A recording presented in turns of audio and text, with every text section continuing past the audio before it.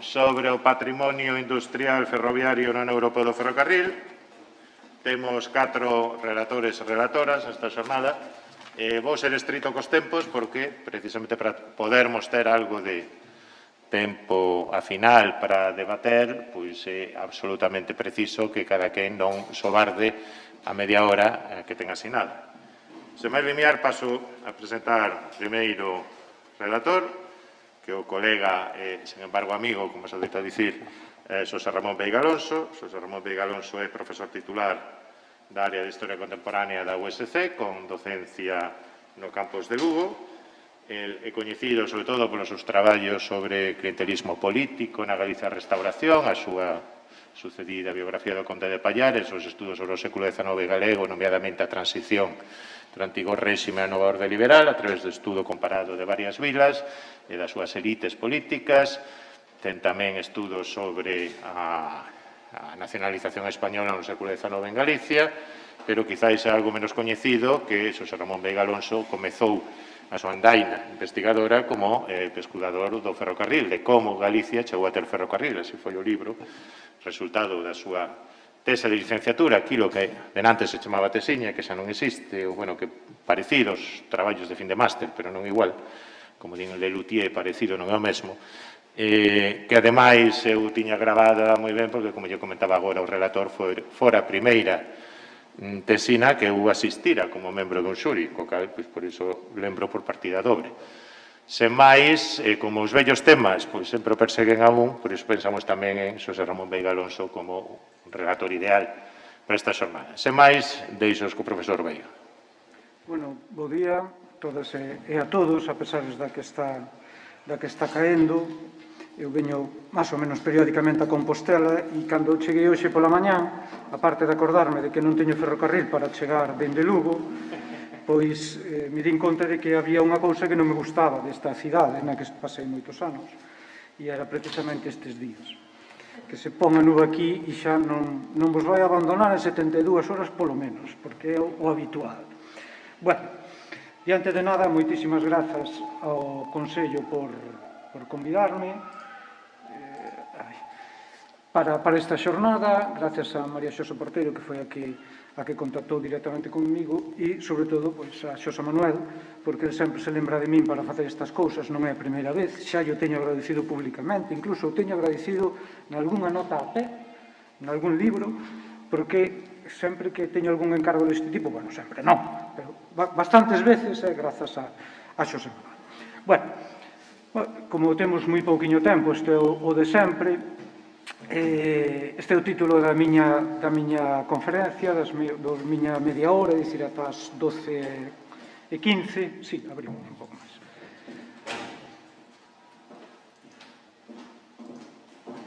Moi ben, perfecto. E, bueno, a ver si nesta media hora logo transmitirlles o que quero, non? Bueno, vamos a empezar de unha maneira absolutamente extraña. Vamos a empezar con unha canción.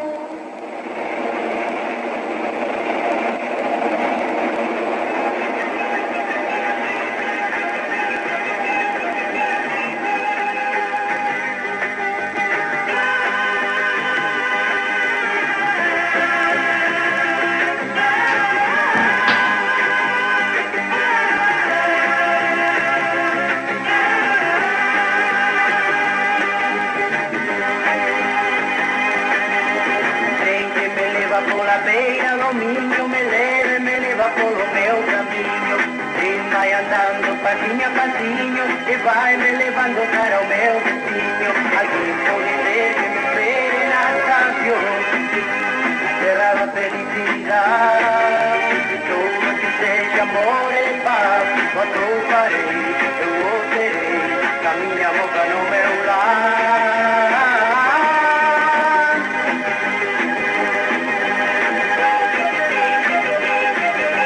Vem que me leva, caminha.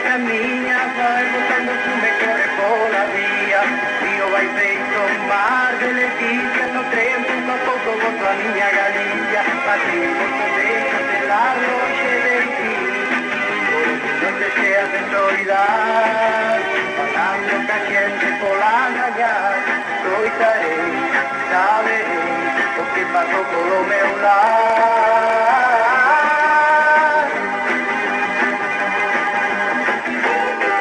Bueno, e agora repítese porque o bo desta canción é que foi número 1.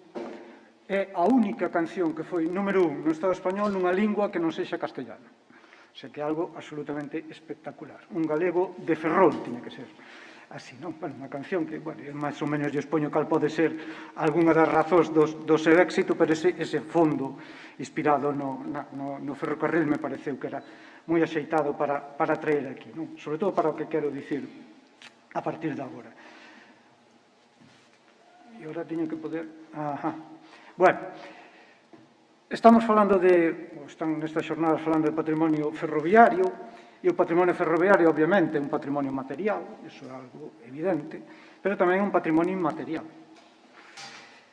E neste caso, esa inmaterialidade se pode ver, por exemplo, en cancións que teñen o tren como protagonista. Esta Andas do Barro é moi coñecida, e outras, Sacachado Tren, que está presente en todas cantas verbenas galegas existen, outras, bueno, cun tren un pouco diferente, por exemplo, a de Leño, ou outra, que eu me atopei cando estaba facendo a tesina a que aludiu Xosé Manuel, no Museo Provincial de Lugo, eu me atopei cunha partitura do mestre Canuto Berea, coruñés, moi coñecido, de 1864, que se titula Muiñeira do Ferrocarril, precisamente para conmemorar que no 1864, por fin, se subastaran as liñas galegas. E o que xa non sabía, non tiña ni idea, a miña música clásica me queda un pouquiño longe, é que había unha versión musicada da Muiñeira do Ferrocarril. Mellor vostedes a coñecían, eu, dende logo, non a coñecía. E é esta.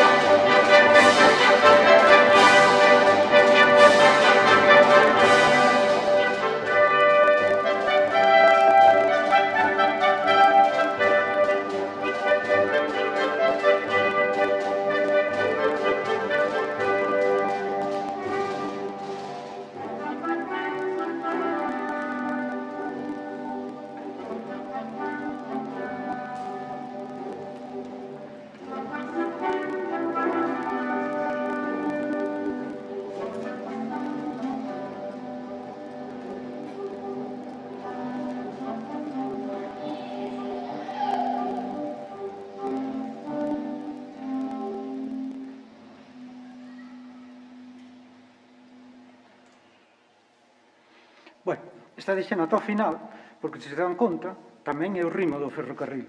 Empezai forte, forte, forte, hasta que ao final vai, e ao final acaba con esa parada total. Bueno, dirán vostedes, e por que este home empeza desta maneira tan extraña? Bueno, primeiro, por tentar ser algo original, non sei se consigue, senón, pero sobre todo porque eu o que quero salientar nesta charla é que, polo menos dende un punto de vista dun historiador que traballou co ferrocarril xa hai bastantes anos ou con ese tema, é a multidimensionalidade do ferrocarril. É dicir, o ferrocarril é un tema que é casi como o epicentro de moitísimos outros temas.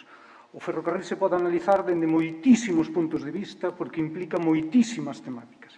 E eu poño, ademais, o poño así amazacotado, a adrede, para que se vexa esa multidimensionalidade do ferrocarril, esa posibilidade de estudar o ferrocarril desde múltiples puntos de vista e a cantidad de aspectos que entran dentro dunha posible historia ferroviaria seria feita en Galiza. O ferrocarril é industria, técnica, innovación, investigación, cartografía, ordenación do territorio, arquitectura, enxeñería, urbanismo, relacións laborais, folgas e movimento obreiro. Bueno, non vou a ler, o poden ver, non?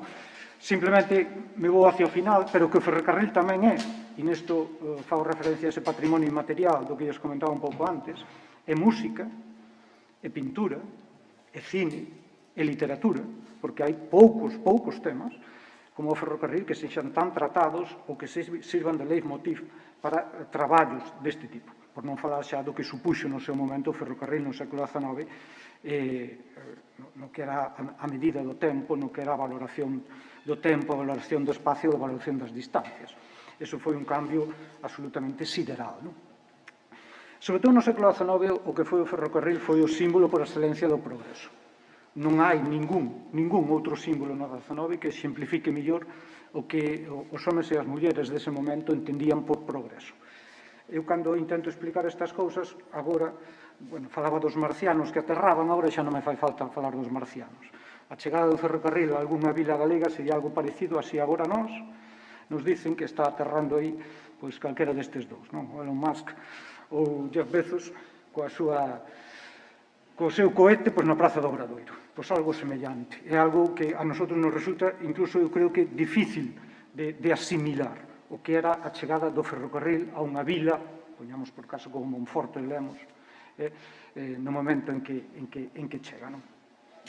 Dicíalles que hai toda unha serie de aspectos inmateriais, patrimoniais, referidos ao ferrocarril, que tamén abranguen, por exemplo, a pintura. E non me resistín a poñer aquí un par de cuadros dun Mariñán, de Xoán Manuel Guerreiro.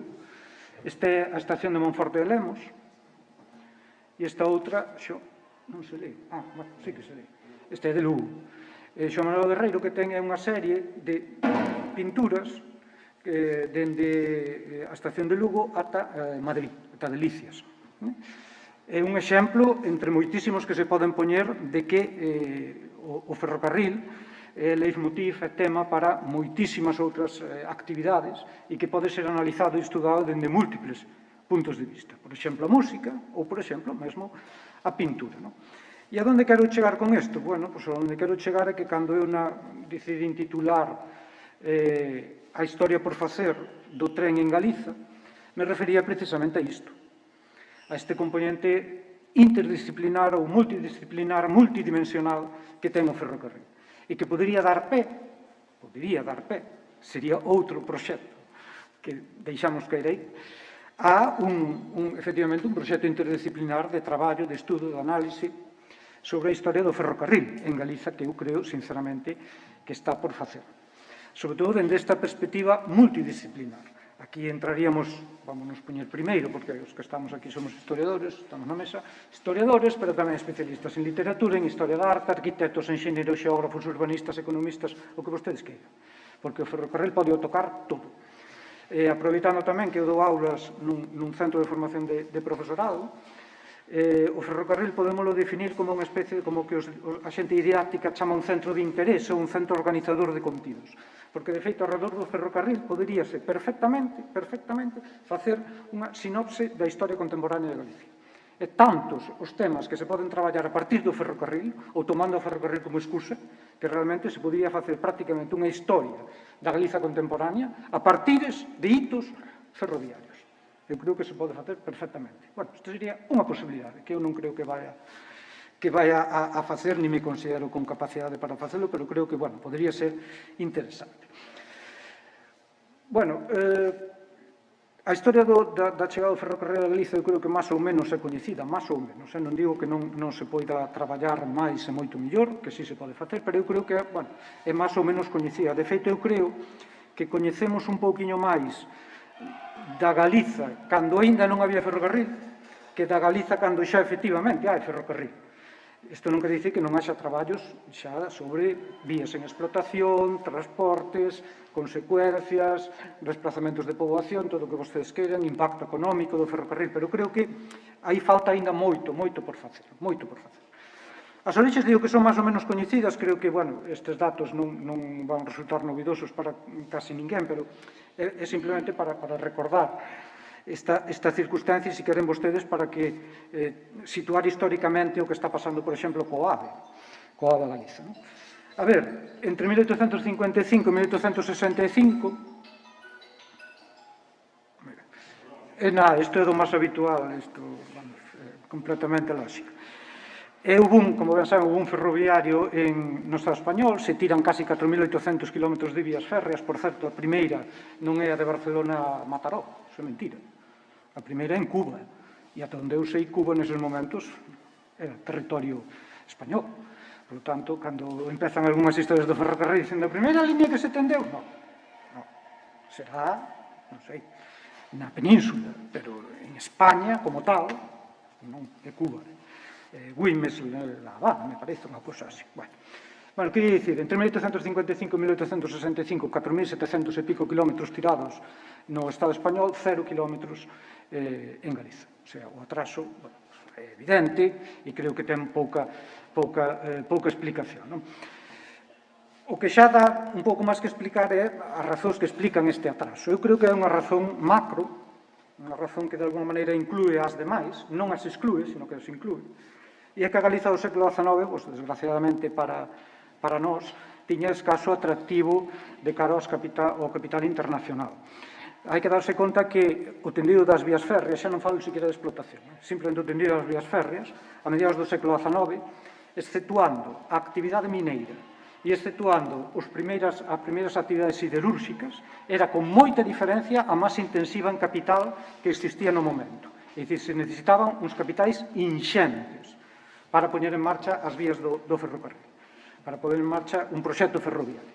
E o certo é que, polo menos no Estado español, a necesidade de capitais estranxeiros era absoluta, logo farei algunha mención concreta, e en Galiza, evidentemente, igual.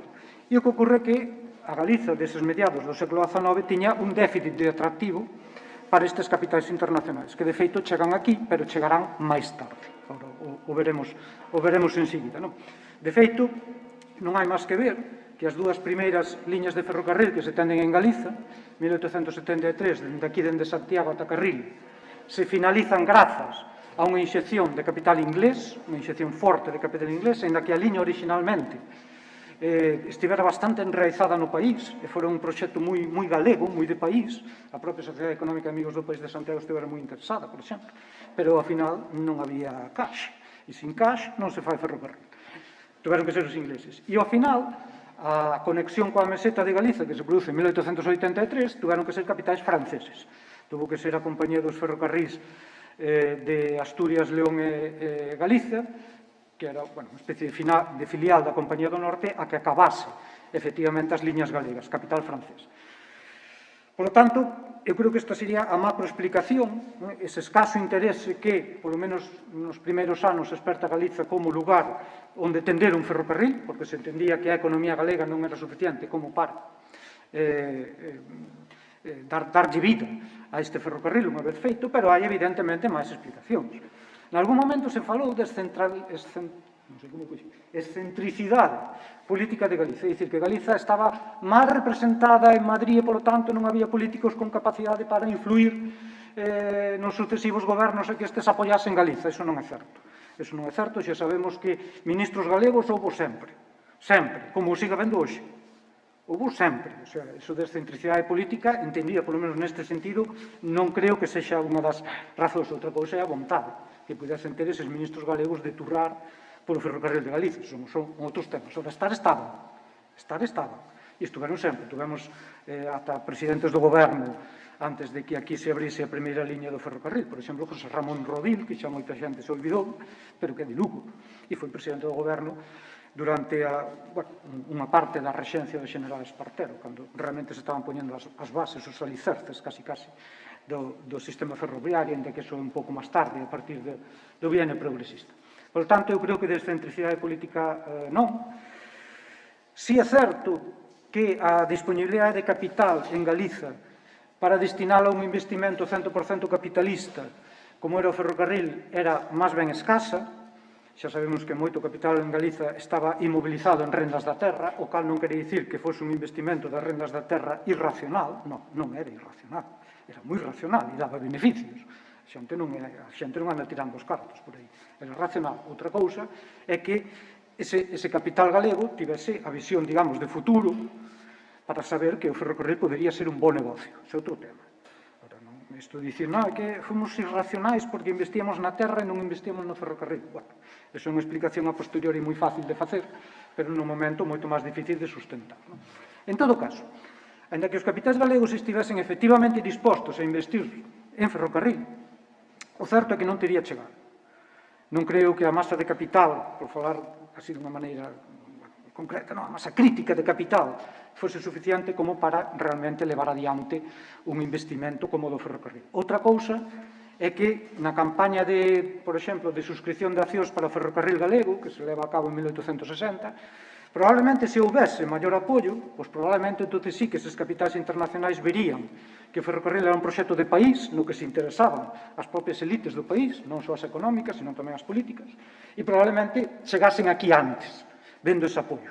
Pero, dende logo, botarlle a culpa ás rendas da terra de que a Galiza chegue máis tarde o ferrocarril me parece que non é de todo correcto. Ademais, resulta que, polo menos no que eu estudei, o ferrocarril nunca foi un proxecto de país aquí. Non é certo. Non foi proxecto de país. Primeiro, houve unhas rivalidades entre Coruña e Vigo espantosas, pero espantosas. Eu convido, que ahora é moi doado, ir a Galiciana, mirar algúns dos xornais de mediados do século XIX e ver a rivalidade polo tema ferroviario entre Vigo e Coruña. Eso era un espanto. Todos estaban de acordo que tiña que chegar o ferrocarril, pero os de Coruña querían que primeiro chegara ali e os de Vigo que primeiro chegaran ali. Éramos poucos e pareu a boa, non? Porque xa había pouco capital e por encima mal disposto. Pero é que non fose un proxecto de país, sino que nin siquiera era proxecto de provincia. Eu, cando fixen a tesina, unha das cousas que me chamou máis a atención é que na campaña que houve de suscripción de accións para o ferrocarril galego en 1860, que foi a primeira que se fixo, eu vía en Lugo que os concellos polos que iba a atravesar a liña e os concellos achegados, bueno, máis ou menos ainda iban mercando, ainda iban adquirindo algunhas accións, sobre todo os concellos, particulares poucos. Pero en canto eses concellos se afastaban da vía, había os que adquirían unha acción, supoño para que o gobernador civil non lle chamase atención, e algúns non suscribiron ninguna. É dicir, non é que non fose proxecto de país, é que non era nin proxecto provincial. No caso de Lugo, non sei se hai estudos para Coruña, Ourense, Pontevedra, pois máis ou menos semellantes. Pero no caso de Lugo, nin siquiera iso. O sea que pouco capital, bastante inmobilizado en rendas da terra, pouco disposto a meterse nun investimento 100% capitalista como era o do ferrocarril, de beneficios bastante imprevisibles. Ora sabemos que a cousa foi de outra maneira, pero bastante imprevisibles, por non falar da millonada que se necesitaba para atender un ferrocarril coas características orográficas de Galiza, pero ademais ese capital non todo ben disposto. E é máis, había sectores da poboación contrarios ao ferrocarril, que se nos pode parecer un pouco extraño, pero que había, e además se ve moi ben na prensa, e se ve tamén nas actas das deputacións, que había sectores da poboación que eran contrarios ao ferrocarril. Quenes eran contrarios ao ferrocarril? Pois boa parte dos rendistas galegos. Por qué? Porque temían que coa chegada das liñas férreas o trigo, o cereal de Castilla puidese chegar ao interior de Galiza. E co cal les fastidiaba un auténtico oligopolio que tiñan ata ese momento na venda do cereal. Por lo tanto, hai varios factores que están aí actuando na orixe para dificultar a chegada do ferrocarril a Galiza. Os sucesivos gobernos foron conscientes disto, e unha das cousas que fixeron foi intentar aumentar sempre a subvención, se concedía unha subvención ás compañías que iban construir, que iban tender as vías, aumentar a subvención. Pero, como eu expoño aí, o tema da subvención, que efectivamente se viu aumentada, dende o primeiro intento fracasado en 1860, a subvención sempre foi subindo para aumentar ese atractivo das liñas galegas. Pero, como eu expoño aí, o demo estivo nos detalles, porque as subvencións se podían cobrar de dúas maneiras. E nestas compañías ferroviarias, as compañías que tendían as liñas foron moi intelixentes. Actuaron como auténticos capitalistas, buscando o máximo beneficio. Cando os tramos que estaban tendendo os tendían por Castilla, buscaban cobrar a subvención por kilómetros de vía tendidos, era relativamente doado tender eso. Cando o fixeron en Galiza, preferían cobrar por investimento feito, porque os kilómetros que se tendían eran poucos, pero o que se gastaba era unha barbaridade. En viaductos, en tren, en pontes, en túneis, etc.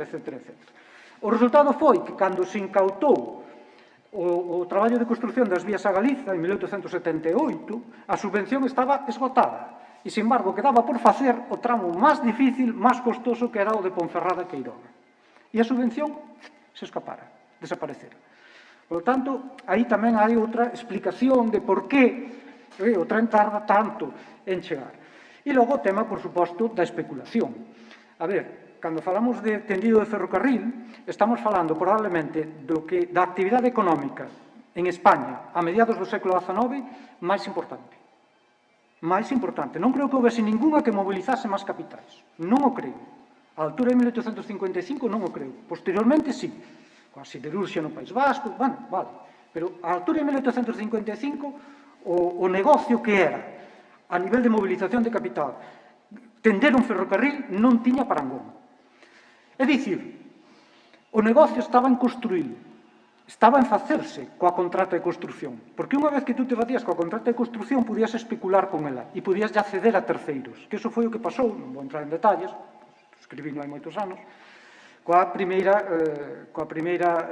compañía que se fixo cos dereitos de construción dos tramos galegos, que foi se non me equivoco, Miranda e Hijo, que xa non me acordo, estou falando de memoria, a Miranda e Hijo que o vendeu a outra cunha prima, pero ao mesmo tempo a Miranda e Hijos seguiu construindo o ferrocarril. Bueno, o negocio debeu ser bastante redondo. Houve bastante especulación alrededor de todo o que foi a construción. E logo, claro, a política. Eu hai moitos anos, cando empezaba con este tema, leera un libro de Miguel Artola, un historiador referente, pero que a mí me chamara moito a atención unha das últimas frases das conclusións do libro, que era unha frase lapidaria, non? Que viña a dicir algo así como que, bueno, en realidade, os políticos non tiveran moita responsabilidade nos sucesivos retrasos, nos sucesivos adiamentos da chegada das liñas de ferrocarril. A mí me chamara moito a atención, Porque o que podía ver na prensa non me indicaba eso, o que podía ver nos debates de Cortes non me indicaba eso, o que podía ver nos debates das diputacións non me indicaba eso. E é que eu creo que, lamentablemente, xa sei que emendarlle ao plan a Miguel Artola non podo facelo, pero eu creo que se equivocou. O sea, basta mirar os nomes dos presentes nos consellos de administracións das diferentes compañías constructoras e explotadoras de ferrocarriles que están inzados de políticos. E que a subvención se este aumentando constantemente, por exemplo, para a liña galega, é porque na Diputación hai xente que está defendendo eso e é porque nas Cortes hai xente que está defendendo eso. E que se concedan sucesivas prórrogas a compañía que debe de tender os tramos da vía Palencia a Coruña é gracias a que hai políticos que están defendendo eso, coa espada de Damocles, claro, de sempre, é que se non fan eses, isto vai quedar parado. Bueno, iso foi así ata 1878, que se concedeu sucesivas prórrogas, até que en 1878 o goberno conde de Torreno se cansou e dixo, mira, hasta aquí chegamos. Nacionalizo e intento facelo con cartos do Estado. Non se fixo nada, se volveu a subastar e foi cando apareceu o capital francés, a Compañía do Norte, que efectivamente foi a que acabou por construir a vía. Por lo tanto, si hai unha responsabilidade política. Si hai unha responsabilidade política moi evidente, creo eu, moi evidente nesta chegada tardía. Me quedan 7 minutos e non vou dar ni uno máis. Isto creo que é máis ou menos coñecido. Era máis ou menos coñecido, ou creo eu que é máis ou menos coñecido. Pero eu creo que hai outros temas que son menos coñecidos e que son o que eu chamei aquí as liñas que non foron, non? Os proxectos que se quedaron niso, como este que dicía eu ao principio dese proxecto interdisciplinar para facer a historia do ferrocarril en Galicia, que se vai quedar en proxecto, non estou seguro. As liñas que non foron, e quixera referirme só a unha, que é o frustrado ferrocarril central galego. Ese ferrocarril que se pensou que dende Vigo podería atravesar en diagonal toda Galiza e chegar a Ribadeo, que sería o ferrocarril que realmente integraría o territorio. Ese sí que sería un ferrocarril que integraría o territorio. E nunca se fixo. E esta é unha historia que está por facer. É dicir, por que nunca se fixo? Por que? Non hai ningún tipo de maldición divina que explique por que nunca se fixo. En algún momento se dicía, é que ese era un proxecto dos nacionalistas. Non, tampouco é certo. Era un proxecto dos nacionalismos, sí, sempre foi. Pero que eu atopeime proxectos ou moi parecidos ou moi semellantes, bueno, para outro traballo que tuven que facer hai relativamente pouco tempo, no que gobernos de signo conservador, gobernos de signo liberal falaron, e bastante en serio, con campañas en prensa, con debates en Cortes, con debates nas diputacións provinciais de facer o ferrocarril central galego, pero nunca se fixo. Nunca se fixo. Alguén podería facer algo aí, podería investigar algo. É unha parte desta que falta claramente por investigar. As liñas que non foron, eu falo destas, seguro que hai moitas máis, pero este ferrocarril central galego eu creo que é un deles. Outro, o vin, cando estabades na anterior charla, moi interesante, eu cheguei tarde porque non podo vir en ferrocarril dende Lugo, teño que vir en coche. Non podo vir en ferrocarril, o sea, dende a capital da provincia de Lugo non podo vir ao ferrocarril á capital de Galicia. Bueno, en fin, non? Bueno, que son esa outra historia dos ferrocarriles de corto percorrido ou desos dos tranvías, todos estes, efectivamente, as cidades galegas, dende prácticamente os anos 20, os anos 30 do século XX, do pasado século, hai tranvías, esa é unha historia por facer tamén. Eu, además, creo que é unha historia fermosísima para facer, fermosísima, porque é unha historia que permite tratar múltiples dimensións, o que supuxo eses tranvías para todas esas vilas, para o crecemento de todas esas vilas, para a nova concepción da idea de progreso desa xente. Bueno, que supuxo todo isto, non? Eu creo que iso se podría facer. Eu poñen aquí o exemplo, porque me toca moi de cerca, que é o de Vilaodrís-Ribadeo, que foi un tren mineiro, un tren que funcionou, que agora se intentou convertir nunha vía verde, bueno, máis ou menos se convertiu nunha vía verde, xa que estamos falando de patrimonio, e bueno, sería unha outra posibilidade de traballo, non? Todos estes trens de corto percorrido, xa sei que hai algúns traballos feitos para traxetos en Galiza, pero creo que é outro campo de traballo que se podería experimentar. E se eu estou falando desto, a min, os meus colegas, eu son de Foz, da Mariña, non mo perdonarían nunca se non fago unha mínima reflexión aos ferrocarriles españoles de vías estreita. No País Vasco, en Cantabria, en Asturias, eu tengo a sorte de estar en todos os lados, o FEBE é integrador territorial. En Asturias, o triángulo máxico, Avilés, Xixón, Oviedo, Mieres, está perfectamente conectado polo FEBE, perfectamente conectado. En Cantabria é posible ir dende a factoría de Liárganes en ferrocarril ata o centro de Santander, pero ata o centro, que te deixa no centro de Santander. No País Vasco, as liñas de cercanías funcionan perfectamente, pero a costa de Lugo e todo o que é a costa norte de Coruña, falamos facilmente de 80-85.000 habitantes, non dispón de tren. E eu digo así, porque o FEBE que temos non é un tren, é unha burla, é un cachondeo, porque vai a 30 por hora. E porque por Foz, onde son eu, pasa a 7:30 da mañá cando vai, e ás 8 da tarde cando volve. E non será porque non haxa poboación. Somos case 80.000 habitantes, todo o norte de Lugo, de Mondoñedo para arriba, vamos a entendernos. E o norte ata Ferrol, somos prácticamente 80.000 habitantes. Está aí Alcoa. Creo que non fai falta engadir nada máis, pero xa me dirán vostedes se a saída dos lingotes de aluminio de Alcoa non se podía facer cun ferrocarril decente. Tampouco se me diga que non hai demanda. Hai demanda, que non hai oferta. Porque, además, a demanda créase.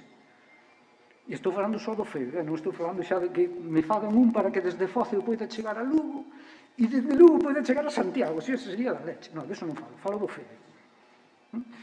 Por qué? Pois alguén terá que investigar. Igual que alguén terá que investigar porque unha autovía que comeza en San Sebastián atravesa todo o País Vasco, atravesa toda a Cantabria, atravesa toda Asturias, pola costa, bastante pola costa. Non sempre pola costa, pero moi petiño da costa. E, sin embargo, cando entra en Galiza por Ribadeo, fai 15 kilómetros pola costa ata un concello que se chama Barreiros, e en Barreiros automáticamente xira hacia Lugo, a autovía. E toda a costa de Lugo queda sin autovía e non podemos chegar a Ferrol en autovía. Alguén o terá que explicar e alguén o terá que analizar algún día, porque isto é unha historia por facer. Porque non é unha maldición bíblica. Non é unha maldición bíblica. Isto, en parte, se explica, bueno, pois, por cousas históricas. Porque en 1833, cando se decidiu a división provincial de Galiza, a antiga provincia de Mondoñedo desaparece e nos sitúan a capital aos que vivimos na Mariña a 100 kilómetros. E claro, con unha capital a 100 kilómetros, no que hai que atravesar alturas de case 800 metros, pois a nosotros non serviu de pouco. Esa é a ventaxa que ten Asturias, que é alargada, esa é a ventaxa que ten Cantabria, que é máis ben alargada, e en parte tamén é a ventaxa que ten o País Vasco. Entón, unha parte desta explicación probablemente este aí, pero isto é un caso absolutamente único. Que o FEBE funcione ben en toda a cornixa cantábrica a gas na galega, e que a autovía chegue ata Barreiros e logo derive hacia Lugo e nos deixa os demais fora. Algo desto, algunha explicación desto está na historia, algunha. E ese podería formar parte deste gran proxecto de investigación interdisciplinar que se podía facer sobre o ferrocarril en Galicia. As 12:15 en punto. Puntualidade inglesa.